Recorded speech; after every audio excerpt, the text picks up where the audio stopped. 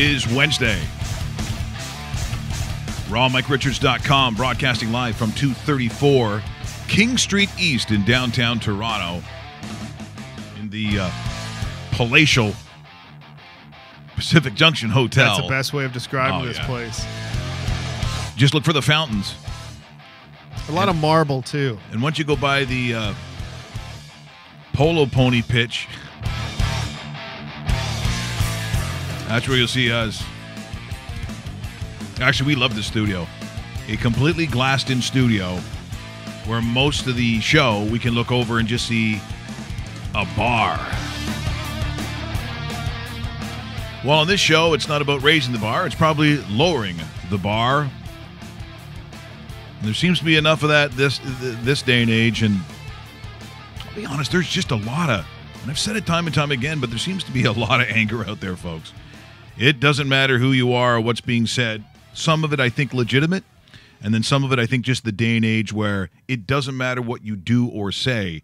There is going to be, let's just say, a faction of people who not only disagree with you, but they basically make you the worst human being in the world. Like, there's no debate anymore. You don't debate with people over an issue.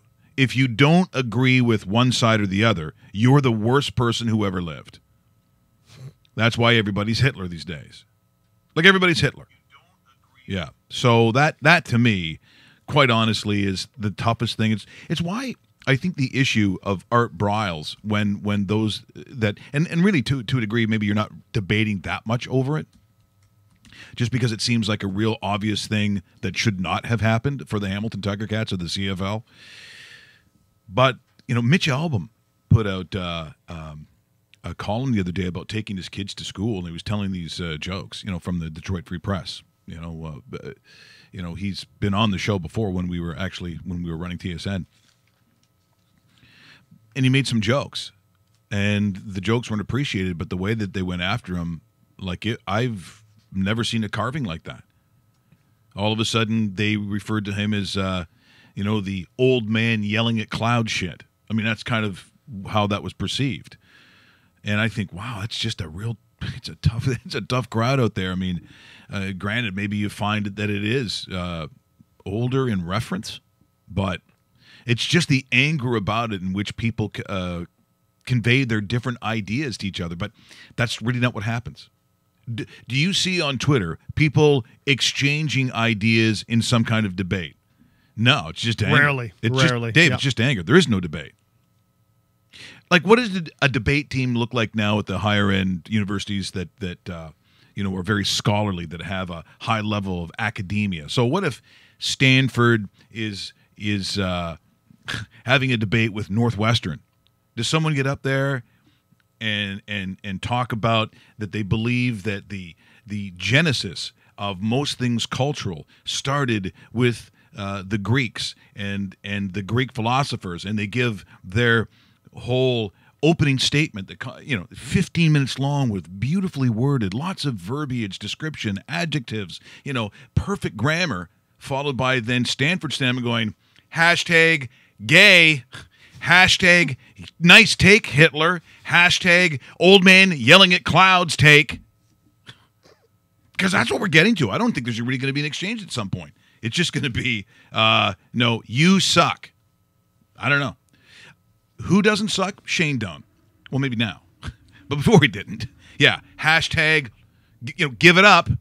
Shane Doan was a significant player, and I got to think that in his time, especially when you take a look at where he played. I mean, Dave, I guess you could say there were moments in that some of those playoff appearances, and including that one where, you actually, if you didn't know any better and you just turned on the television, you saw a packed arena in Glendale, with all the sticks in the air, and, Shane Doan is the captain, Dave Tippett, outstanding coach.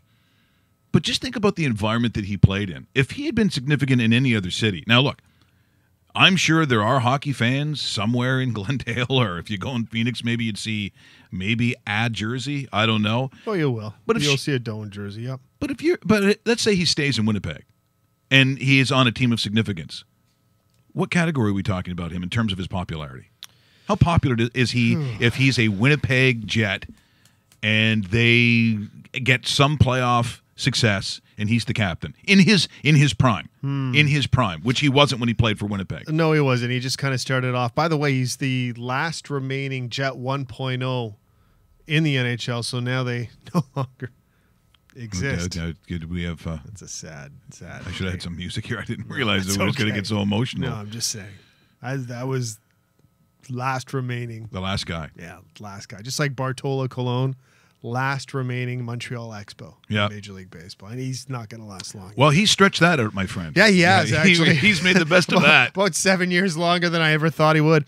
You know what? Going back to your question, I'm going to go as far as saying this. Even with the Coyote career that he had, because he's a Phoenix Coyote, Arizona Coyote, whatever you want to call him, borderline Hall of Famer.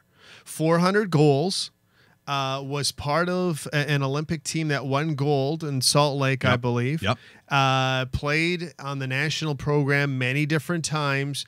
NHL-wise, he wasn't that 40-goal scorer, the 50-goal scorer, or the 100-point guy. He never hit any of those milestones. But Shane Doan is almost what every single team needs as far as that leadership quality. And when you look at the ultimate leaders in sport, in hockey, you think of Mark Messier and guys like that.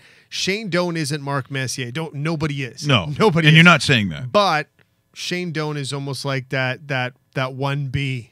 As far as that next level of leadership and the consistency of it. 21 years in the National Hockey League, over 1,500 games. I would be surprised if he isn't very close to a Hall of Famer, if not a Hall of Famer, considering some of the crap that's in the Hall of Fame. I'm not getting into guys right now. That's a debate for another time. Yeah. I'm just saying, based on his numbers, 402 goals, 570 assists, it's a beautiful career. This jersey will be retired next year if the Coyotes know how to do things right, which I'm not sure they are. But still, they will do it. Hold on, tough but fair, Dave Bastel. Shame one of the names in the Hockey Hall of Fame that does not belong. Bernie Federko. Okay, let's get Bernie in the phone. Roast beef, you want to call that up? Is that line two? Oh, damn it. Get out of there, you. I guess Bernie's never going to be calling in. You don't belong. You know it. Everyone knows it. You think Bernie goes, all right, I don't belong.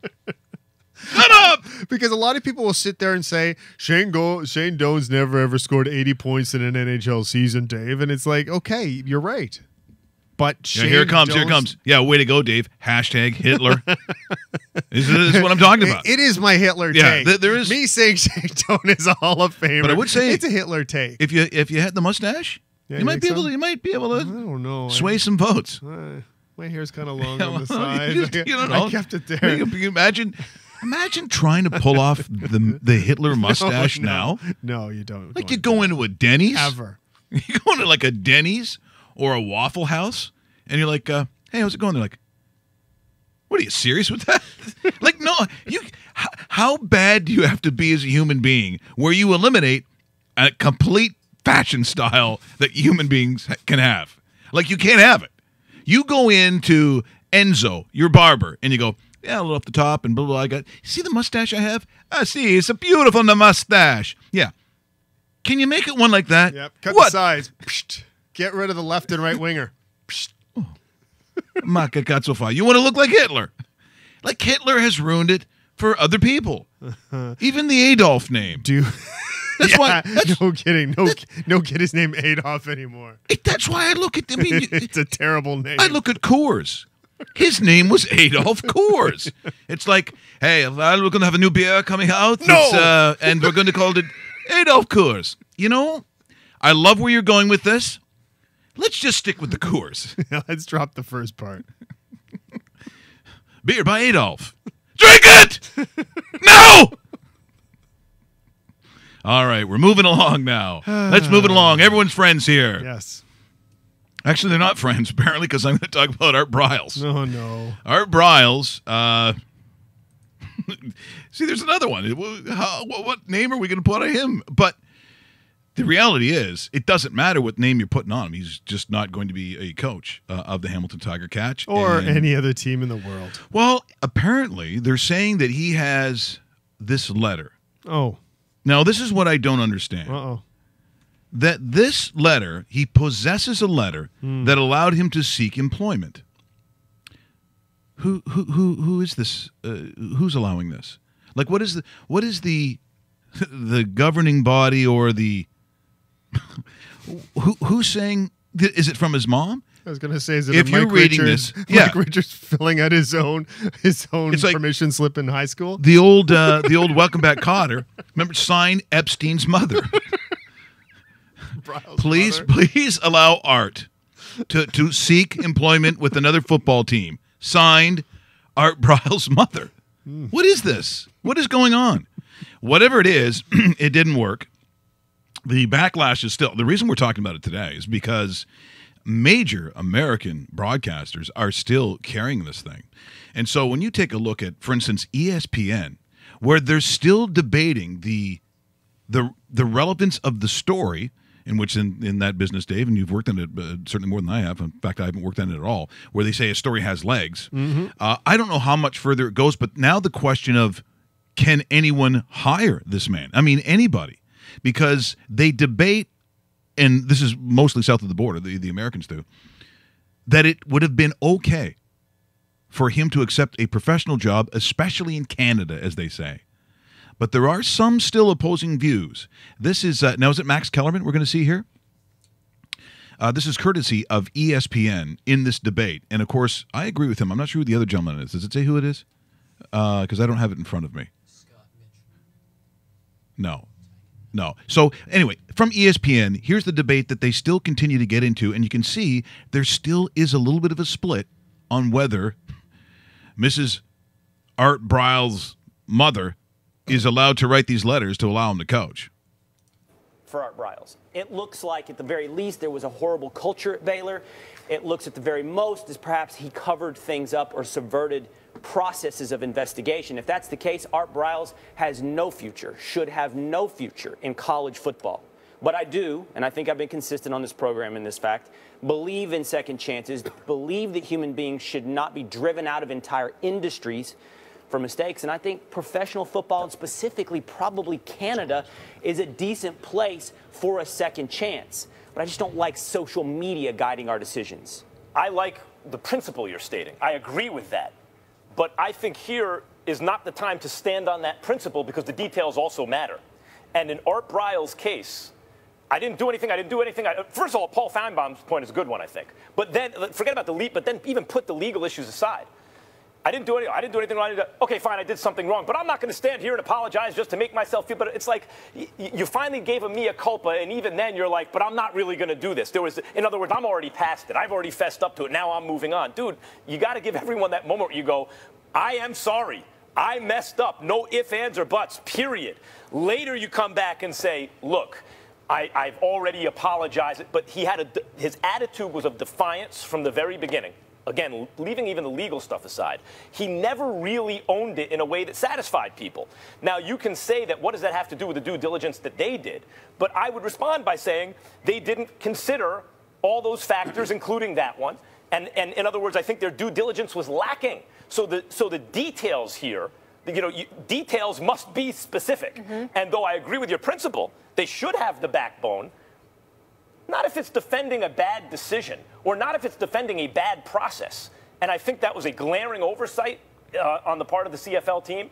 And I think that the public backlash is a justifiable reaction to that.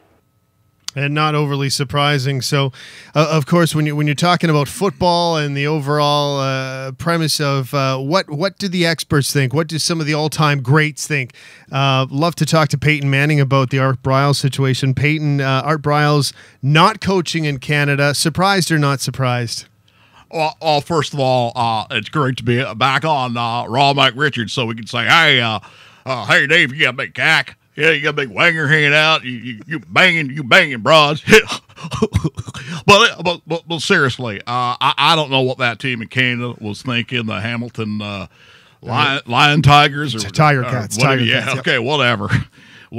I mean, I guess Adolf Hitler wasn't available. Who's the offensive coordinator? Osama bin Laden? I mean, come on now. What's going on? Hey, here's your defensive coordinator, Idi Amin.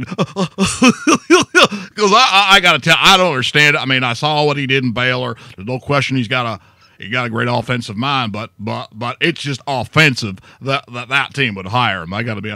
Hey, I don't know if everyone said this to you before, Dave. No, I mean, because you're a striking looking man. I'm not going down the wrong path. No, there's nothing wrong with that. But you'd look good with a Hitler mustache. I think you can pull it off. You know what I mean? Hey, you big cock bag, you cock a duty. Peyton, I'm not. One final question before we say goodbye for another day. The Tiger Cats. You don't like the name, or because I know you're more of a horse guy with the Colts and Broncos sort of thing. So horses are more your thing, but you couldn't pull off a Tiger Cat? No. Was Rough Riders taken? Oh, nice being on your show. And that kid over there, he's he could not pull off the Hitler mustache. No, I don't think you got to grow one first. Why explain? Peyton Manning, ladies and gentlemen. Boy, he's brought up some really good points too. Really did. The question of football and controversy doesn't go away either. We had Jeff Manishin, our good fancy friend and lawyer, talking. Fancy friend is a good way of saying very it. Yes. Fancy, and talking about Ezekiel Elliott. And Zeke Elliott now will be going into what is going to be a pretty extensive appeal. They're talking about 3 days, Dave, and so.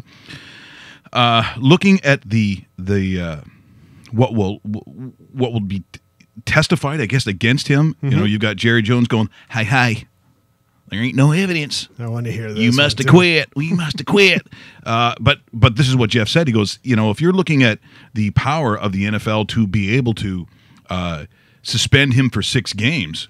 I would think a lot of. I'll tell you what, the PA obviously who's representing him, a big part of this. But if you're a player in the NFL. Mm-hmm. They're going down a similar road to so Tom Brady when it's Deflategate. You know, they were able to sort of stay the actual suspension for like a seat. Like they were able to do some things because of their vehemently opposing their NFL's ability to discipline like that. But the reality is that the NFL, in the way that it's come down here, is able to do things that they don't need the same kind of evidence as a court of law. So if they go to the girlfriend, which they did, they have a testimony from her and whatever other evidence they believe that they have, and that is good enough for the NFL. So, because of domestic violence and the stance they're taking on it, which we completely understand. But the courts are not saying the same thing. So I think the fight's going to be exactly what Jeff Manishin talked about, which is, well, how can you levy that kind of discipline against a guy where the courts and the law of the land isn't sold on the fact that he's guilty? Exactly. So this is going to be very heated, and I think a lot of NFL players, because remember, coming up very shortly, was it within 2 years? The CBA is going to be talked about again, and the association, the NFL PA, saying, well, we're walking for sure, and this is a big part of it. Yeah, and I don't even want to get into that because you're right, there will be a strike. I can't see a circumstance where there isn't a strike in the NFL, and that's just devastating for everybody that craves the sports like I do right now. So if you're looking at the Elliott suspension and the Elliott appeal, I should say, there's a significant chance that this thing gets cut in half, Mike. Like I would not be surprised if this goes from 6 to 3 easily, and a lot of the premise is going to be exactly what you just said. This hasn't been proven either way in a court of law. So the NFL can't sit there as a league itself, be it as powerful as it is, and say they are greater than the laws of the United States of America, because that is not the situation. And I see this being drastically reduced by 50%, if not more. You're watching rawmike.com, either on the website or the dedicated YouTube channel. Thanks for all your comments. And we tend to get more of them as we go along here. And, of course, we'd like you to subscribe to both. And if you've downloaded on Google Play, the podcast on iTunes, various ways to get this program. And if you do get it and like it, share it as much as possible. That's how we get the word around. Coming up at the bottom of the hour, Grant McKaig. We tried to get a hold of him the other day, but the mystery of Skype kind of stopped us from doing that. We're going to call him. That way we can kind of control it a little bit. And he's a former NHL amateur scout, worked for the Habs. His scouting website now is called recruits.ca, and he's gone about finding his way in this profession is about differently as any path, Dave, or road that I've ever seen. He's really kind of gone about it in a completely different way. It's an interesting story, and of course, he's going to have a great take on basic scouting in general. Which, let's be honest. Craig Button, obviously a big name, and we know who he is. But for the most part, that world a little bit, Dave, is the one that's it's still a little gray for a lot of people. They understand what happens once you get to the show. They understand when you play in junior. A lot of us and a lot of people watch the World Juniors as the top junior players in the world. But there's a lot of Swiss cheese in that, Dave. There's a lot of holes. There's a lot of, how are they getting certain players? And let's face it, right now on the planet, there's more hockey being played than ever. So you wouldn't look at necessarily, it's a long shot for an American player. You think about it, like 25 years ago, how many were there as opposed to now? It was always Canada playing Russia in any international tournament. That's what you watched. That is one of, you're throwing away the Finns, the Swedes, the Czechs, and of course the Americans, which became a rivalry with Canada, I would say probably 10, 12 years ago, maybe a little longer, where you saw that the Div 1 programs, and not even just Division 1, but American programs and Hockey USA is a beast to deal with, and it, I think for scouting, does that make it easier? The fact that you can play for an Ivy League school and everyone can see it on the East Coast?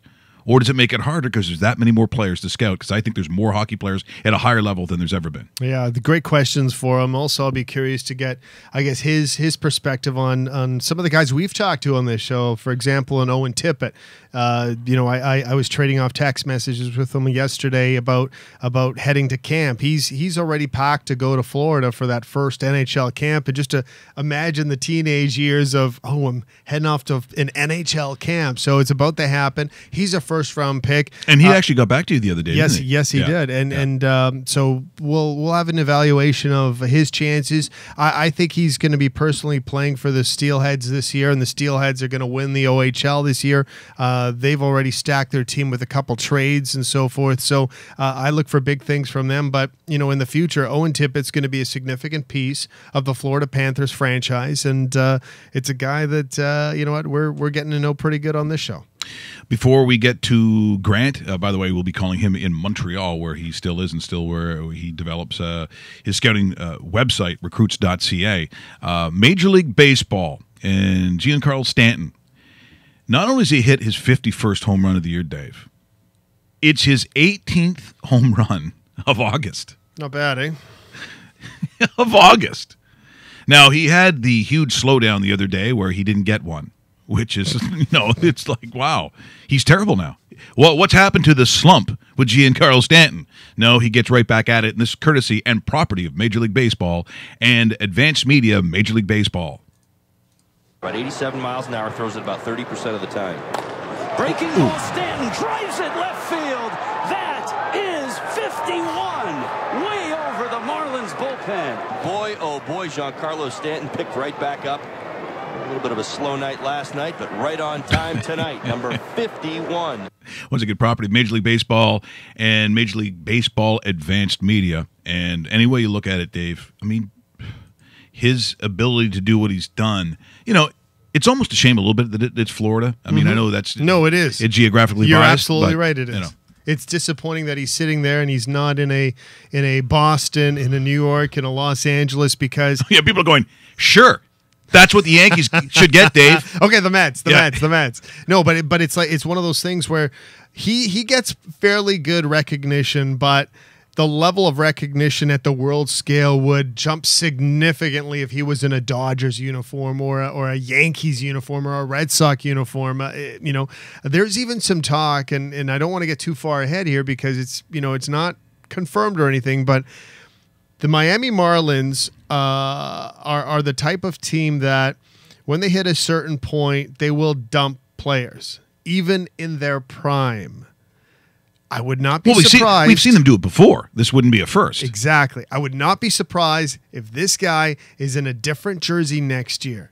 And if you're the Toronto Blue Jays looking for a fielder in the corner spot and willing to pay the money with Jose Bautista coming off the books and probably a couple other players, this would significantly improve any kind of roster changes as far as we're seeing a decline in the roller coaster with the Jays. It would immediately start climbing back up when you have a guy like that in the middle of the lineup with a rejuvenated Josh Donaldson, a Kendrys Morales, a healthy Troy Tulowitzki, a Devin Travis at second base if he comes back properly.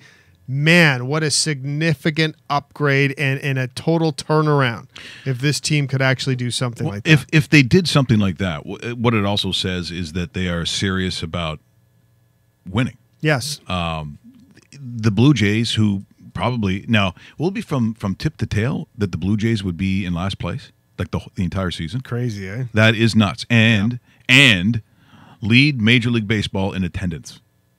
Is it Major League Baseball or no? It is Major League Baseball. I don't think it was the American. It's for sure the American League. So it's outrageous. Look who you're beating in attendance, including good teams in Los Angeles. Significant teams in New York and Boston. Now, again, Boston, because of the size of Fenway, maybe you lose out a little bit there, but still, the fact that there's still that intensity by Blue Jay fans to show up to games to me is amazing. Now, when people start talking about who's got significant rotations and starting rotations in Major League Baseball and American League East. Did you see the game last night? Did you see Chris Sale? Not bad, eh? You once you want to go around and start comparing what you've got to what they've got, if you're Toronto, you don't got that. At one point, I think he sat down 11. They cruised to a 3-0 win, and was it Brett Anderson? Nice performance. He goes 5.5, gives up nice performance. One that is solid. It's just he had to play against Chris Sale. I think that's the 15th starting pitcher for the Blue Jays this year, which doubles exactly what they used last year at that position, which is just crazy to hear, considering that we haven't turned the calendar page on September yet. Chris Sale is the Cy Young Award winner, and he's the reason why the Boston Red Sox. It's not going to be. Someone talked about Kluber the other day, and I thought. No, it's Chris Sale right now. That's the odds on. That's my pick. And if you're the Boston Red Sox and you have this guy pitching twice in a 7-game series, that's 2 wins. You got to take care of 2 more wins to advance in a 7-game series. That is why I like the Boston chances more than the Houston chances, just because Houston doesn't have the true perennial ace of the starting rotation. Well, I think if especially now, when you're talking about playoffs in the Houston Astros, because of the horrific conditions that they're dealing with in Houston, and now apparently Harvey, which was, coming off the Gulf of Mexico, goes in, beats up on, that part of Texas and goes through inland, comes back. Now they're saying it's going to be pushed back in again. So the same places that just got dumped on are going to get it again. That's brutal. Now, I don't know if you've seen J.J. Watt, but he's on there trying to raise money. His first goal was $4 million from other players, from wherever it comes from. J.J. went on and said, let's get $4 million. Well, they got $4 million. So he's like, well, let's make it 5. Yeah. So he's continuing. There are people out there who actually are putting their name on the line. It doesn't surprise me at all that J.J. Watt is leading that charge. And this has zero to do with sports and football, by the way. This is not about also to, guys increasing their brand or whatever. It's just that's who J.J. Watt is, which is why when I look at, the numbers and what has been paid for by teams in the National Football League for given players, how much is J.J. Watt worth? Not only as a destroyer on the defense, but that kind of personality, Dave. I need that in the locker room as well. That's exactly it. J.J. Watt might be value to the position, yes. He's one of the top defenders. He's probably a favorite again with a Khalil Mack to be a defender of the year. But personality-wise, leadership-wise, there may not be a better person in sport than J.J. Watt. He's fantastic, and he's just one of those guys, got a bit of a sense of humor. He's certainly very marketable, but what he's doing is he's taking all of that and he's putting his effort into helping Houston. And once again, what was going to help Houston last night? Probably not much. They play in the awful Tropicana. Texas goes and beats them, which even, isn't that adding injury to insult or insult to injury. 12-2 was the final. There was like 3,400 people that showed up.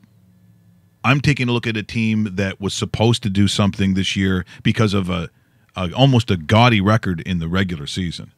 What do we really expect from them now, and what's going to happen down the road, including this Texas team that did not allow them to just flip around a series so they could play in a place that's dry? I still think people are disgusted by it and don't understand the reasoning. But last night was not going to be helped. They get pounded by Texas in the Tropicana. This is property of Major League Baseball and Major League Baseball Advanced Media. This one blooped out toward right field. Coming on for it, Springer. He won't get to it. It drops in, and it gets 2 runs home. Beltre dumps one into right, adds 2 more runs, and the Rangers have extended the lead. Adrian dropped another one in. This one drives in, too. Yeah, it's, and again, barely worth that highlight, I can tell you that, folks. Well, let's try the magic of Skype as we contact Grant McKegg, former NHL amateur scout, worked for the Habs from 2008 to 2010. That was under Bob Gainey, by the way. Yes, it was. Now his website, recruits.ca, that's his scouting website. And if someone should know about what's coming up in the amateur ranks, especially when you talk about the province of Quebec, but really he goes all over, including... Oh, yeah. And... Well, okay, now it's just doing stuff on its own. This is like my phone. We might have to get a telephone sponsor, I think. I think I also know which one it's going to be. I think it's a great idea. Let's try it one more time, at least. Oh, Skype Peru. Oh, I got a ring. Well, I think it's a ring. There we go. Yeah. It's a French ring, from what I understand. Sounds like an Ottawa Valley ring, too.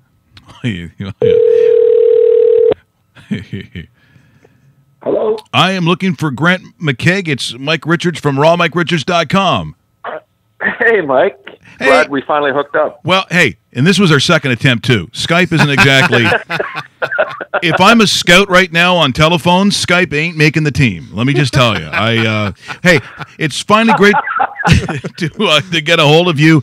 Boy, I'm just reading your story, Grant, and you may have gone about being part of the hockey world in one of the most different roads and paths that I've ever seen. And for people who are watching here today on the show and who will listen to the download, the podcast later, why don't you explain exactly how you got into this world, because it's a really interesting story.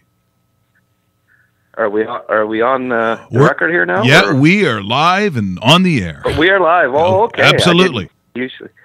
Usually there's a warning. No, Yeah. It's all good. Yeah, it's called Raw Mike Richards, so literally you can say anything you want and anything goes. You're good here. Yeah. Well, Mike. I mean, you don't normally see a guy that's a journalism graduate become a scout, and but I mean, I've always been a huge fan of the draft since, I think, as it says in the story, since Guy Lafleur was first overall by the Habs when Sam Pollock made that deal there to steal the first overall pick from California Golden Seals. So, I mean, I go back, I go back a fair piece as far as being a draftnik, as they call it.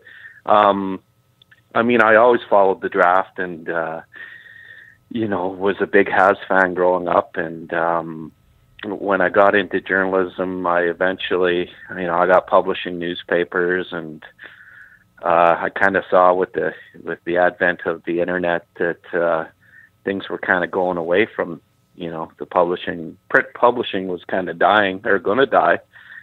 So my last few years, I kind of said, well, if I'm gonna die with this here as a publisher, maybe I should at least be covering hockey, my true passion. So I started publishing hockey magazines and newspapers, and got to know. Fortunately, I'm from a small town that has a rich history of scouts and GMs, with Brian Murray, the late, Brian Murray having being from Shawville, and I got to know two of his nephews, Timmy Murray and Todd Hardy, who were scouting for him, and picked their brains all the time, and got to know them really well, and got to know what to look for in in a hockey player. I think I really got mentored by those guys in a lot of ways. I mean, I was so passionate about it, and they like to have a few brews, and I like to have a few brews, and we'd meet at the Chauvel pubs there, and talk hockey late into the night. And I like to think that really, helped sculpt my what to look for in a prospect and stuff. And I'd always post on message boards like Hockey's Future, and the publisher of McKeen's got to read my stuff and thought, this guy seems to either knows what he's talking about or he knows people that know what they're talking about. Well, he contacted me. And that's pretty impressive. Yeah. So really what you're talking about is your evaluation at this point as an amateur in this field. You're not getting paid per se as a scout, but they're taking a look at your evaluation just by reading on the internet, and they're so impressed that it catches their attention. Yeah, that's right. I mean, I went to games. I mean, like people ask me all the time, how do you get into scouting? Well, the best way is to, do the legwork, go to games, talk to people.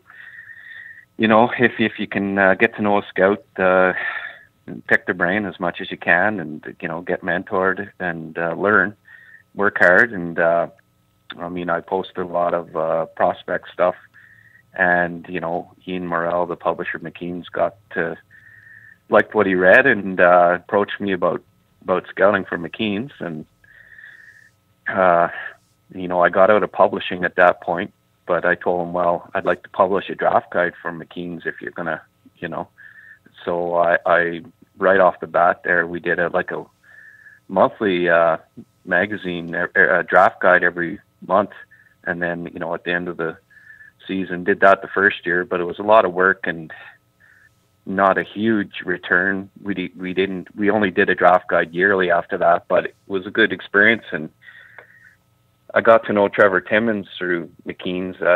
Actually, it was kind of funny. I was walking into the rookie tournament in Ottawa, and I ran into Gauthier, Timmins, and Gainey. They were all standing out beside the car having a chat, and I walked past. I wasn't going to talk to them. I mean, they don't know me, right? But I said, to my friend, I said, go ahead in. I'm going to go talk to these guys. And I handed them a hockey newspaper that I was publishing at the time.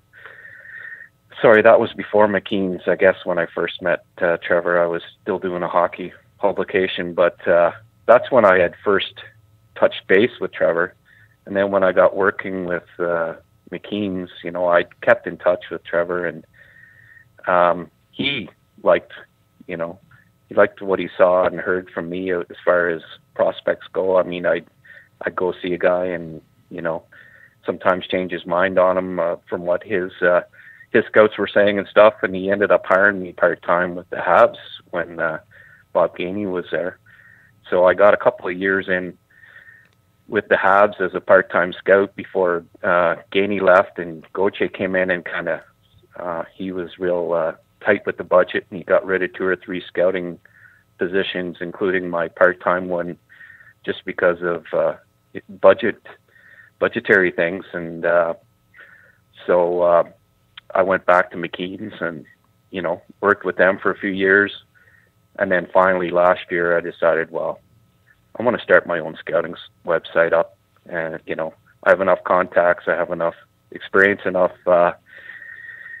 knowledge, and enough contacts and reputation that hopefully it can work. And it went pretty well. And then this summer, Brian Wilde became available after he was let go by CTV, and I mean, I had always thought, I made it a bilingual site with the thought that I would eventually start a Habs section. And I mean, all the stars aligned properly, and was able to convince Brian to come on board, and we started a Habs section of the site this summer, and it's just exploded.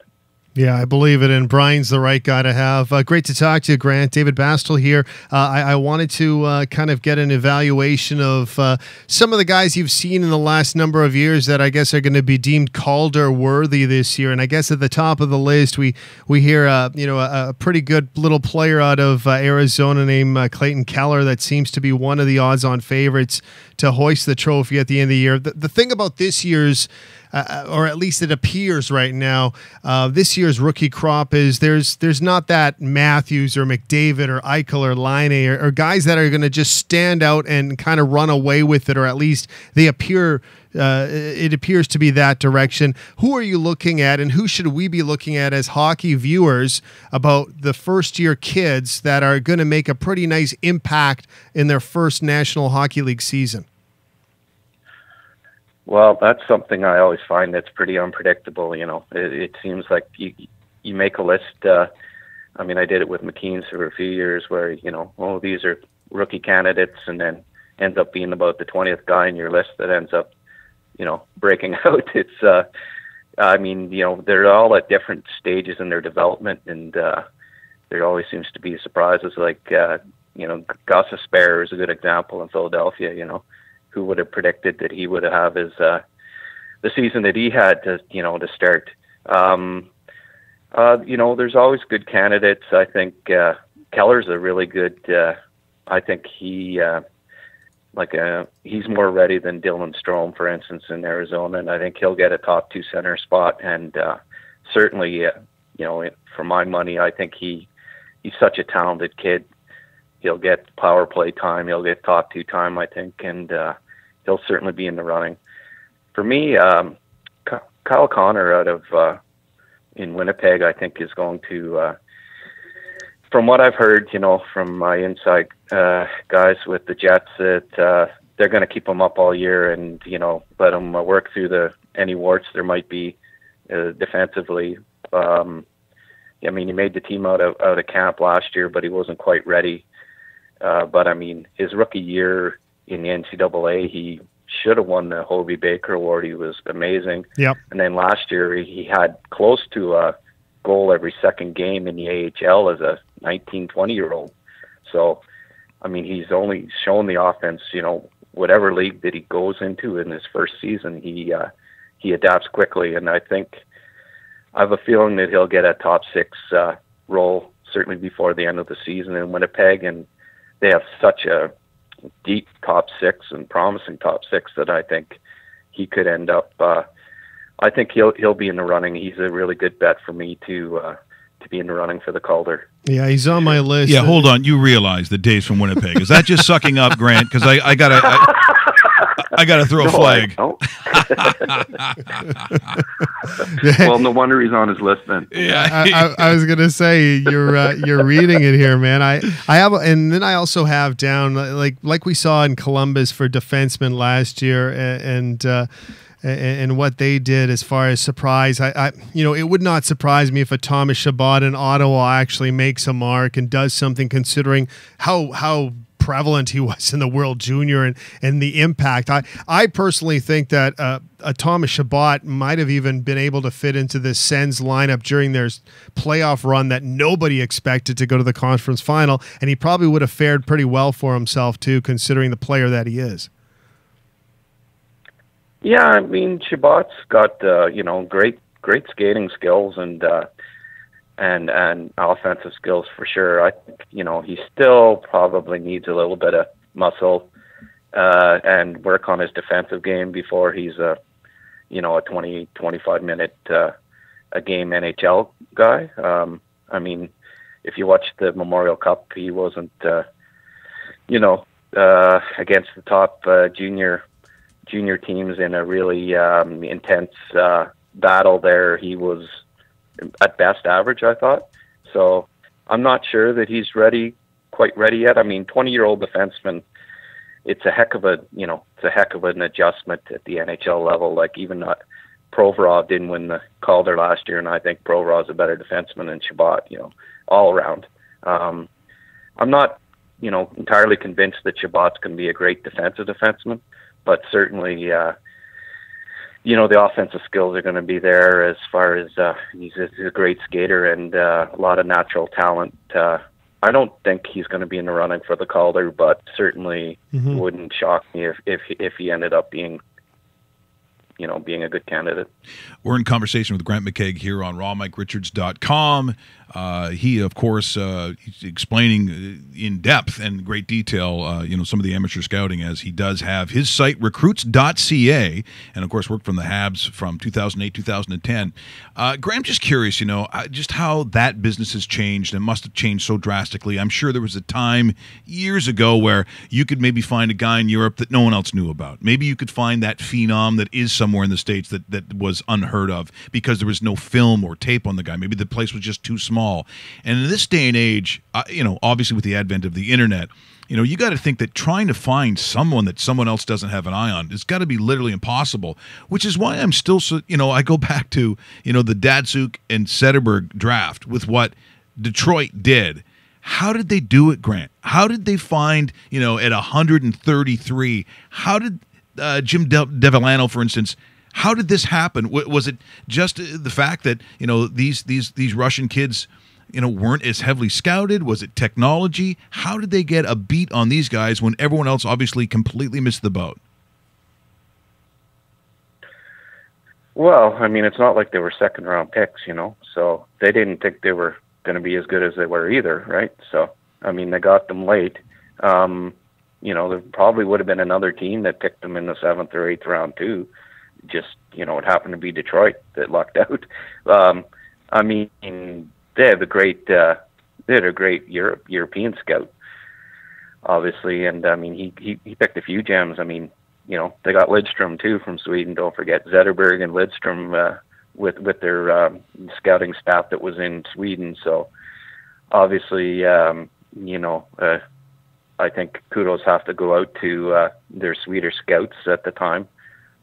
Certainly, in the case of Zetterberg, and with Datsuk, it was a late pick, so it's not like they knew anything that nobody else did, or they'd have picked them in the first round.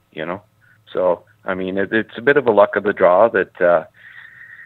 All it takes is having one guy on your list ahead of him. There could have been 10 teams that had Zetterberg ranked as a 4th rounder, but all you need is one guy ahead of him on your list to pick somebody else. And you always see guys drop that make you scratch your head, that, geez, I thought he should have been a 3rd or 4th round pick, and he goes in the 7th. So it's, when you're scouting 17-year-olds, it's such a crapshoot, you really, you can't, that's part of the fun of it.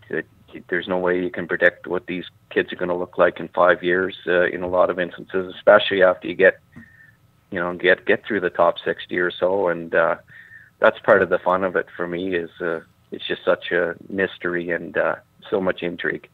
Who did you have at number 1 this year between Nolan Patrick and Nico Hischier? Pardon me? Who did you have at number 1? I have? Yeah.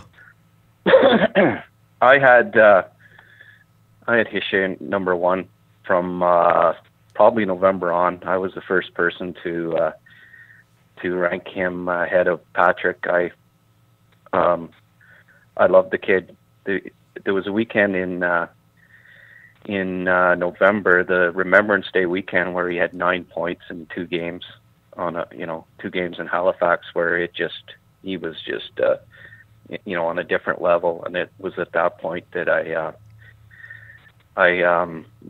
said, this kid's the best prospect, I think, in this draft. I know Andre Tournier pretty well and chatted with him a few times too, and it was nothing but praise about this kid's character, his defense, everything. Just a can't miss top 2 centerman. And Patrick, I was a little disappointed in this past year. I thought you'd like to see players improving. And unfortunately, with his injury, it was you had to factor that in, but you also couldn't ignore it, I didn't think. And at the end of the day, from November on, I preferred Hischier, and I had him I had him ranked number 1, and actually, by the end of the before the draft, I had Heiskanen 2. So, for me, it wasn't even a question whether it was Hischier or Patrick. It was Hischier number 1 and Heiskanen number 2. Patrick ended up being my third-ranked prospect.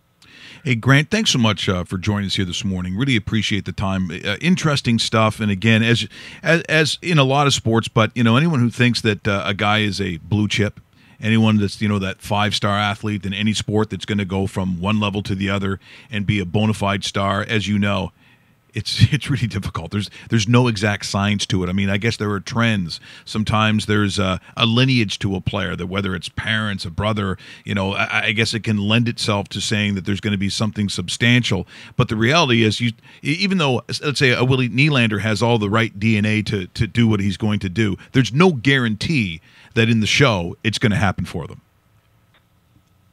Exactly right. Grant, you take care, and hopefully we'll get a chance to talk to you again sometime. Thanks, guys. Grant McKegg, former NHL amateur scout who now has his site, recruits.ca, joining us here this morning and getting his take on, there's a lot of gray in it, Dave. I mean, you can grade a guy.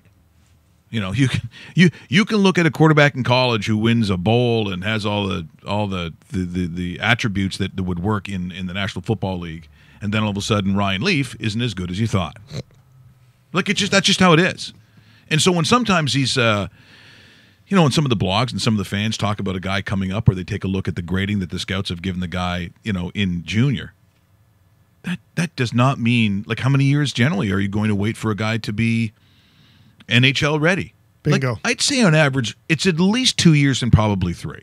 Yeah. Isn't that fair to say? Yeah, I think it is. Unless he's, again, we're not talking about a Connor McDavid or an Austin Matthews or anything like that. No, we're talking about... But that's rare. That's a generational player. Well, yeah, because what we're looking at here is the New Jersey first overall pick will make the Devils this year. Nolan Patrick will make the Flyers this year, probably play on their second or third line. And after that, I don't know how many other players make it out of the first round. And when you think first-round pick, shouldn't he be knocking on the door right away? Well, not in the National Hockey League unless it's that upper echelon and unless it's what we just described, that type of player. So, you know what? Will we see these players sometime in the NHL? Absolutely. But you know what? It might have to be age 20, 21, 22, and that's totally fine.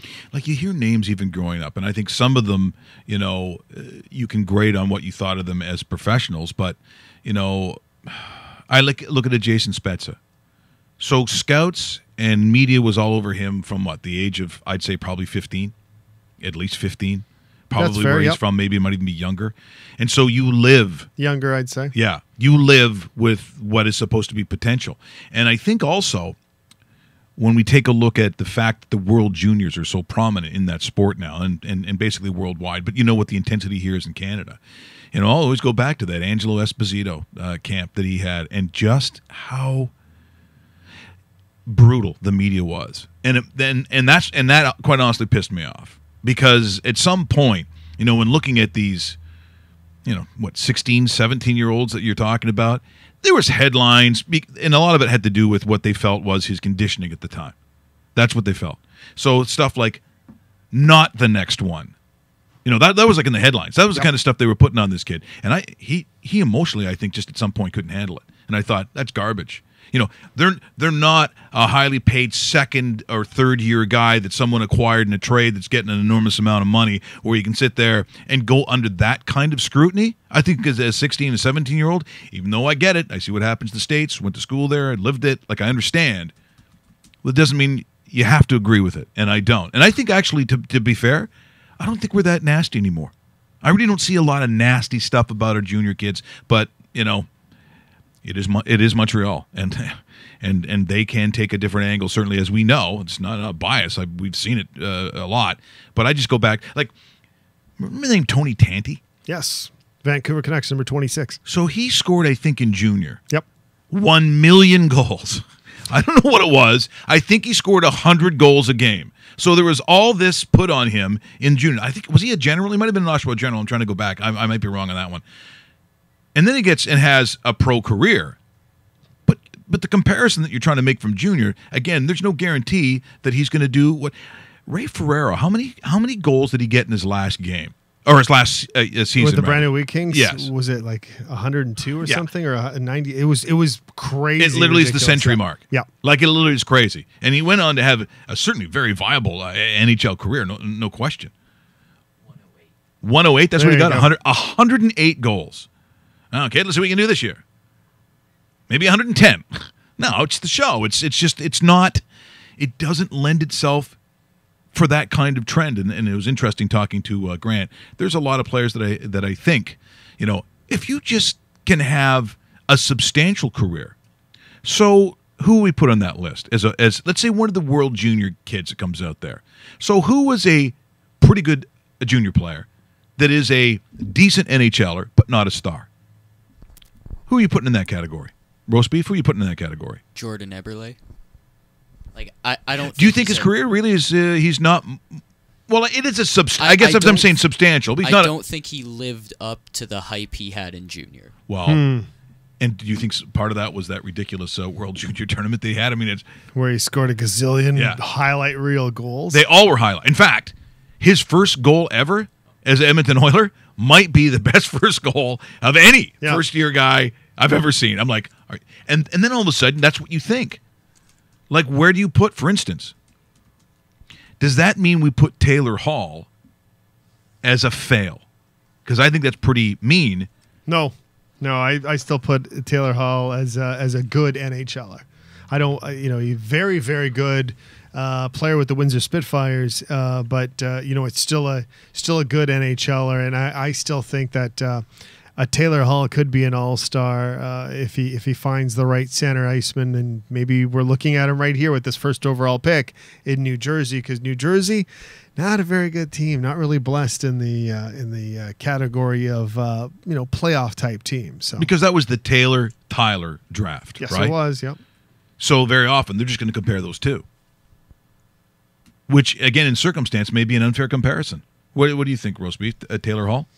Yeah, I still think he's a good player. Yeah. He had around 80 points the one season on a terrible Edmonton Oilers team. So I think, playing with Hischier, he could definitely get some of that back, like for sure. Yakupov, who actually got a chance to see play in Russia. Great junior player. Exhibited traits that obviously the scouts were counting on, that when he wanted to dominate or do whatever he wanted to do on the ice, he could. And it didn't translate to the NHL. Is he a failure? Is that a fail?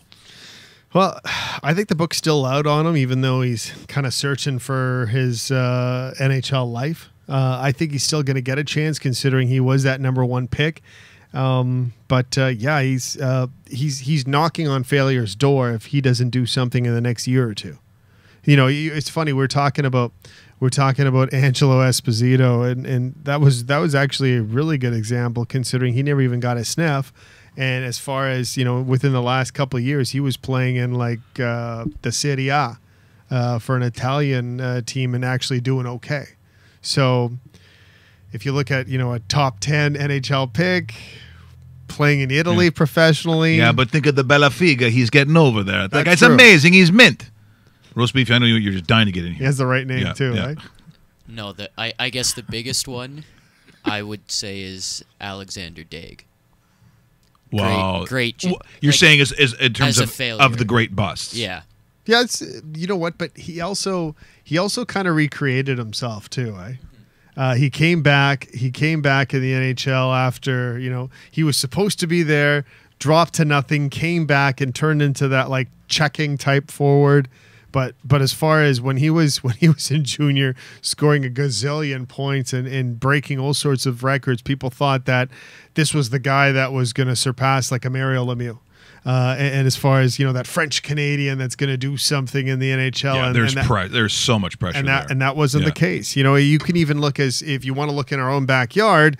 According to pretty much everybody, Justin Pogge still should be the starting goaltender for the Toronto Maple Leafs. And Justin Pogge was so good that they decided to get rid of prospect Tuukka Rask because they had too many star prospects in the system. That's what happened, and I feel bad because I got to know Justin a little bit in Calgary, and he's actually Pogues is an awesome guy. He was a nice kid, and now he's a dude. I loved him. And now he's playing. Now he's playing in Europe, and you know what? If we're talking about one of those possibilities, Mike, of Canadian professional players in Europe that get that call from Team Canada, don't be surprised to see Justin Pogge wearing the red and white when it comes to Olympic time. We're going to talk to a couple of goalies coming up this year. I guarantee you that I haven't talked to in a long time, but certain guys you ever. Devin Dubnyk is a guy that I haven't talked to in a while. I'd like to talk to Doobie because he's had a very interesting, sort of ride so far on expectations. Obviously, in a good contract in Minnesota. Haven't talked to Martin Jones in quite a while. I'd like to talk to Marty on a guy who, no question, even from junior, was going to play in the show. It just, there's some guys, they just have an understanding not only about the physical part of the game, but the cerebral part of the game. And I think that's a big part. When you talk about Justin Pogge playing net at that level, there is an adjustment that has to be made. You just don't go and make the same kinds of saves that you do in junior as you do as a pro. It's just like NCAA quarterbacks, for instance. The stuff that you get away with at college, I wouldn't be trying that. I see NCAA quarterbacks and good ones, guys who actually get drafted. They're running with the ball, and then when they get into traffic, they turn their back and keep their legs turning. What? Just so you know, that's a good way to die. Because the closing speed, a little faster. You're not playing Southern Miss anymore. Not that it's a knock, although they're going to lose their first game this week. Victor Newman will have his picks tomorrow. Good. I think they're all college. No CFL? No CFL. Oh, okay. I'm not telling Victor what to do. He yells at me. Yeah, exactly. I don't like that at all. Before we go, though, I do want to tell you what is a true disaster.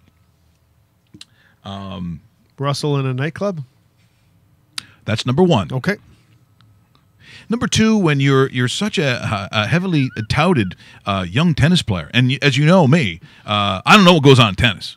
Like if you're asking me whatever, and so aren't you watching this match? Aren't you watching that? I don't know. I can't pronounce the names, but our very own now Shapovalov. That's how they're pronouncing this name. Go ahead, Rusty. Shapovalov. There's Shapovalov over to Harlamov. He looks like at least a guy I would like. Young kid, got some flow, and normal flow. That looks like he could play hockey. He's got a last name, and I didn't realize he had a temper. Now he's playing against the giant from France today, isn't he? Playing Tsongas. Not sure. You're turning more into the tennis guy than me lately. Mate. So he's got to play that freak. But I didn't realize back in the Davis Cup, was this last March, that he actually he got upset at a call, and just out of temper, he chucks his racket. But the best part, it hits the umpire right in the head. So this is courtesy what? What's the tennis federation? What? ATP. ATP. Yeah. Let's credit them. ATP. Thank you for this, because throwing a racket at an umpire's head is fantastic.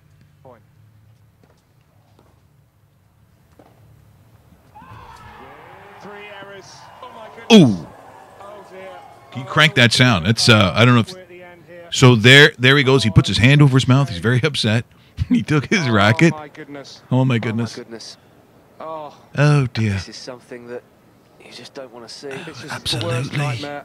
You don't do that. I mean, I think this has got to be game, set, and match, hasn't it, Barry? This is just the worst possible ending. I'm so sorry. Oh, so am I. And we are so polite, these British people. Shapovalov knows it as well. Shapovalov. I like saying the name Shapovalov. He's waiting now. Well, this won't be good. He can't believe what he's just done. And neither can I. It's awesome. Look at the umpire. What a nerd. Look at him. what started off as a dream weekend has just ended into a nightmare. No, it hasn't. It's even better because your sport sucks. Let's see it again. Come on, show it again. Look at these guys. Look at that guy. Oh, they're getting first aid. Outstanding. Only got one option. I'm sorry to report. Oh dear. You're right. Oh my goodness. Oh my goodness. Yeah, I mean, not a proud moment for the ATP.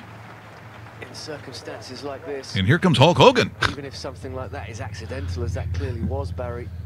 What if it wasn't accidental though? Come on, show it again. Straight default. I'm gonna show it again. Show it in slow motion. If we see any other conclusion other than Nobody knows. I hate tennis. Well, it's almost like he was looking to hit in the ground, and then he sort of realized, well, I mustn't do that, and just didn't commit to. Oh, look at that guy. But it's just. That's Conor McGregor. What's Conor McGregor doing there? You can't.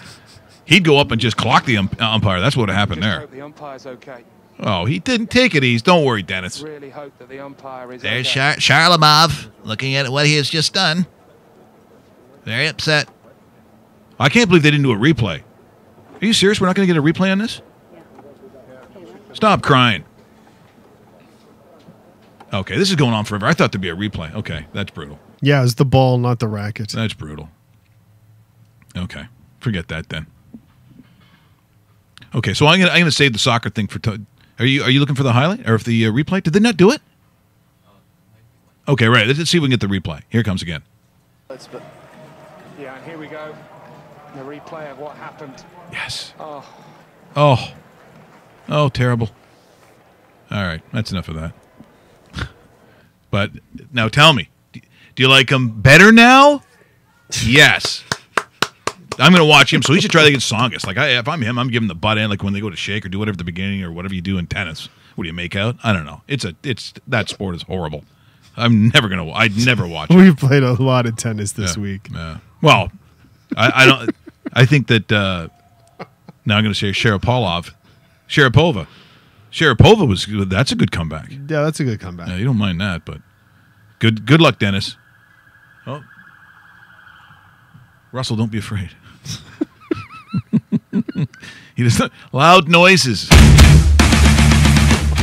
What? We just become best friends. Yep. Yes, we did. Dennis Shapovalov. Want to go do karate in the garage? Shapovalov. It's time. I'd like to thank Grant McKeag from recruits.ca. Interesting stuff on his take on what he sees actually even this year when the Calder. So do you think where's that going, Dave? Where's the Calder going? Kyle Connor, Winnipeg Jets. Yeah. How did I know that was coming up? Shocking. Let's get ready to rumble. What do we got tomorrow? We got tomorrow in studio is Sean Menard. He's the head honcho, the guy that put everything together, that wrote the Vince Carter story for TIFF. All about what Carter's meant to young Canadian basketball players. And more than you think when you start to look at it. Have yourself a great day. We'll see you tomorrow.